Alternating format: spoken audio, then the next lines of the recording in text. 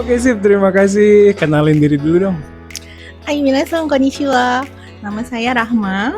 Saya salah satu dosen di Prodi Bahasa Jepang ini di Universitas Dharma Persada. Oke sip, terima kasih Rahma Sensei. Rahma Sensei jarang kelihatan akhir-akhir ini kemana? Hilang dulu. Nah, kalau minasan ingat video sebelumnya, saya ikut tren kabur aja dulu nih. Jadi sampai sekarang saya bukan dosen dulu, tapi sebagai mahasiswa lagi. Mahasiswa di mana nih? Mahasiswa di Jepang. Ya, jadi mungkin untuk minasan yang belum tahu, jadi Rahma Sensei ini sedang melanjutkan studi ya di salah satu universitas di Jepang. Di universitas mana tuh? Namanya University of Tsukuba atau Tsukuba Daigaku. Berarti dari tahun kemarin ya? Ya, betul. Selama 1 tahun ini. 1 tahun ini ngapain aja? Jalan-jalan aja. Jadi kan saya ke Jepang dari April tahun 2025. Nah, tapi 6 bulan belajar bahasa dulu nih di Tokyo. Nah, dari bulan Oktober baru pindah ke Tsukuba Daigaku sebagai research student. Nah, research student itu sebetulnya belum ada kelas, tapi kita ikut-ikut kelas yang lain, kelas S1 seperti apa, S2 seperti apa. Ya, jadi research student itu ngikut macam-macam kelas, tapi nggak mesti ikut ujian kan ya? Iya, betul. Mau ngerjain ujiannya boleh, enggak juga boleh. Tapi sebaiknya sih kerjain biar dapat feedback dari senseinya. Iya, betul. Oke, sip. Terus Rahma Sensei ini dapat beasiswa kan ya dari pemerintah Jepang ya? Iya, betul. Alhamdulillah saya dapat beasiswa Max. Mantap.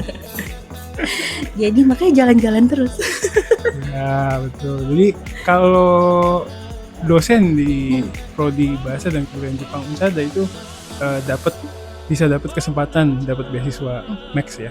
Iya, betul minasan. Jadi nggak hanya dosen nih, keluarga Universitas Dharma Persada, alumni, siswa juga. Nah, bisa dapat kesempatan untuk lanjut studi di sana dengan beasiswa Max. Beasiswa paling enak. Iya, betul. Beasiswa yang paling diincar nih sama seluruh Indonesia. Iya. Oke. Terus gimana suka dukanya nih kemarin setahun kemarin? Dari dukanya dulu ya? Dari dukanya ya, dukanya lebih ke sering gloomy minasan.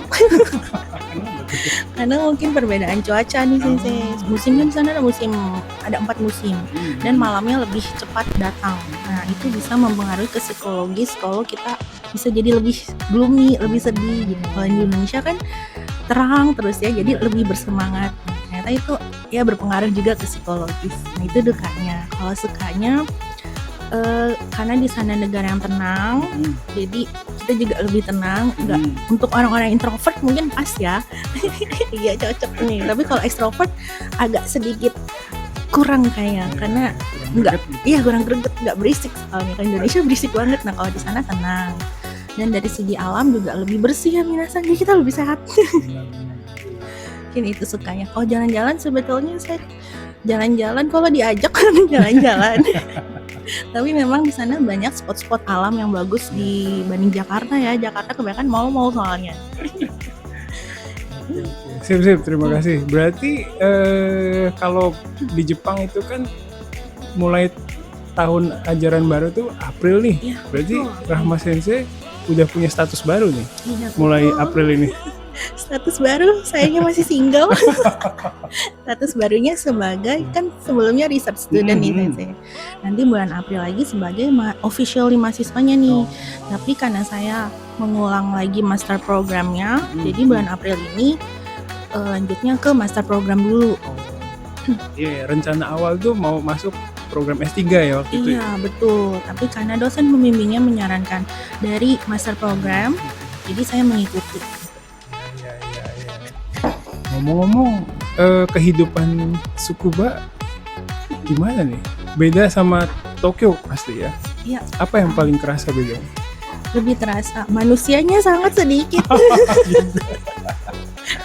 Tokyo itu ya? sangat sepi. Jadi kalau Tokyo itu benar-benar rame. Sampai kadang saya pusing karena terlalu ramai gitu lalu lalang manusianya. Tapi kok Tsukuba benar-benar tenang.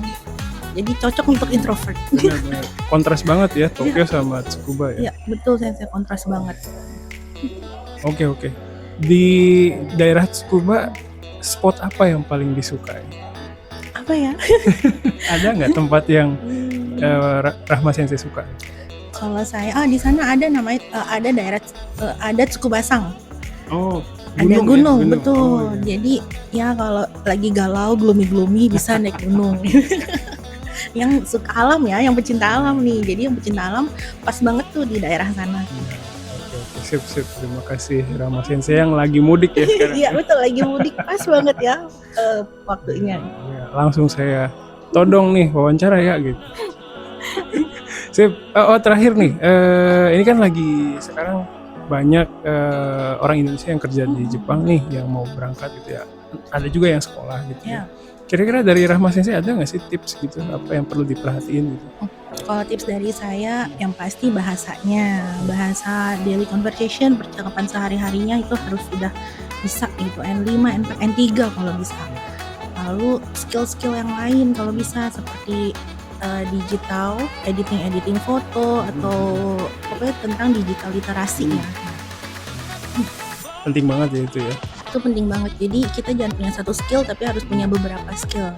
Oke, ya. Jadi untuk mahasiswa yang masih kuliah nih, masih punya banyak waktu, silakan dimanfaatin waktunya ya Iya, buat memperkaya skill sebelum berangkat kerja ke Jepang.